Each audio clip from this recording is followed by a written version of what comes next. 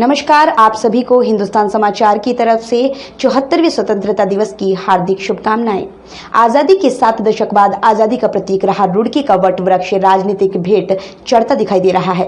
राजनीतिक लोग वट वृक्ष पर आकर खूब राजनीतिक रोटियां सेकते हैं और आजादी के मतवालों के नाम पर वाहवाही लूटते हैं। आपको बता दें, सन 1857 में क्रांति के स्वतंत्रता संग्राम में हजारों लोगों ने देश के नाम हंसते हंसते अपने प्राण न्यौछावर कर दिए थे।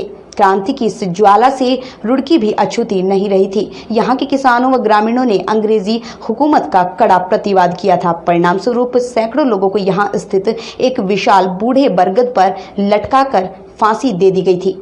आजादी की शानदार विरासत को समेटे ये बूढ़ा बरगद वट वृक्ष आज भी पूरी शान के साथ खड़ा है। आइए दिखाते हैं पूरी खबर विस्तार से। आपको बता दें कि सन 1857 में क्रांति के स्वतंत्रता संग्राम में हजारों लोगों ने देश के नाम हंसते हंसते अपने प्राण न्यौछावर कर दिए थे। क्रांति की इस ज्वाला से रुड़की भी अछूती नहीं रही थी। यहाँ के किसानों व ग्रामीणों ने अंग्रेजी हुकूमत का कड़ा प्रतिवाद किया था। परिणाम स्वरूप सैकड़ों लोगों को यहाँ स्थित एक विशाल बूढ़े बरगद पर लटकाकर फांसी दे दी गई थी।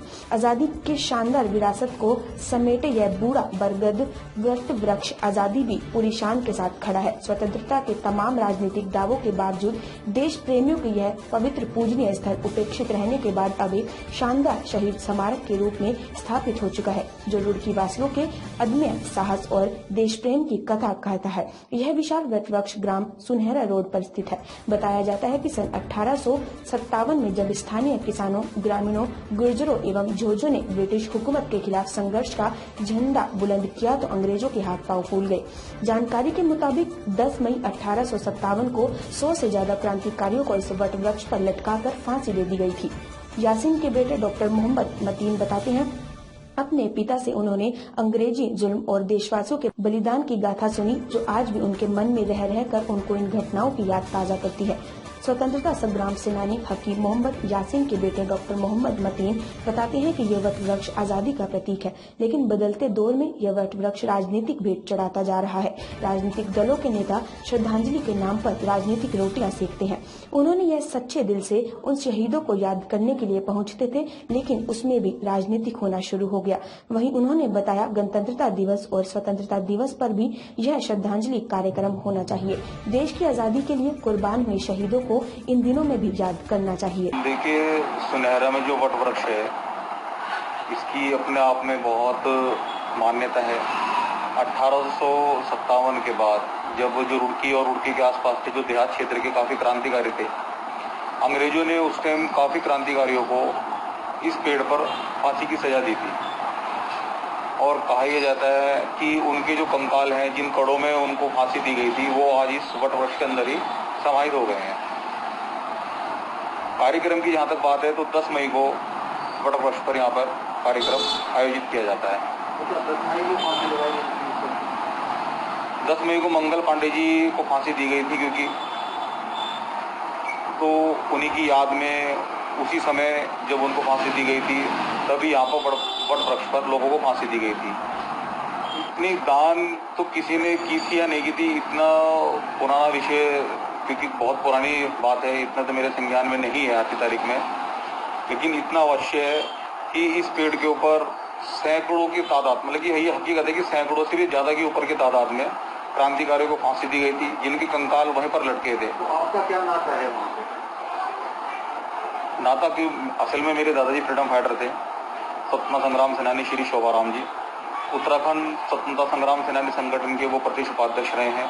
देहरादून के डीएवी कॉलेज से उन्होंने आंदोलन की शुरुआत करी थी, जिसमें वो जेल भी गए, और इसी वट वृक्ष पर यहाँ पर उनको भी कई प्रकार की यातनाएं उनको दी गई हैं। तो तभी से हम अपने दादाजी के साथ, जब वहाँ पे कार्यक्रम होते थे, उनके साथ जाते थे, उसमें भाग लेते थे।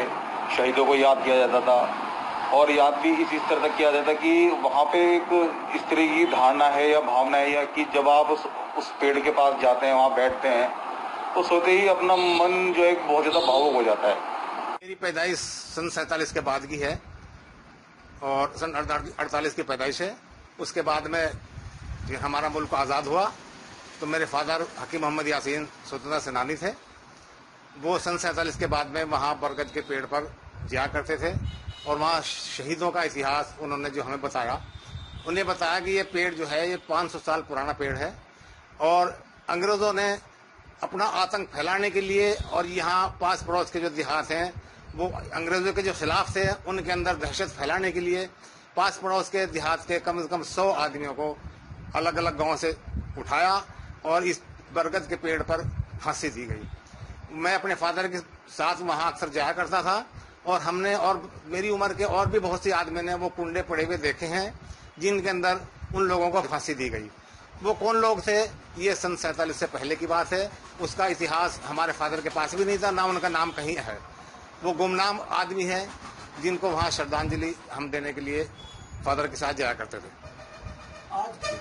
ये सुनहरा गांव में एक व्यक्ति थे, नाम उनका मेरे जहन से फिलहाल निकल रहा है, जिन्होंने इस जमीन को वक्फ करके और वट वृक्ष के नाम किया और यहाँ पर हर वर्ष वो इस श्रद्धांजलि सभा में शामिल होते थे।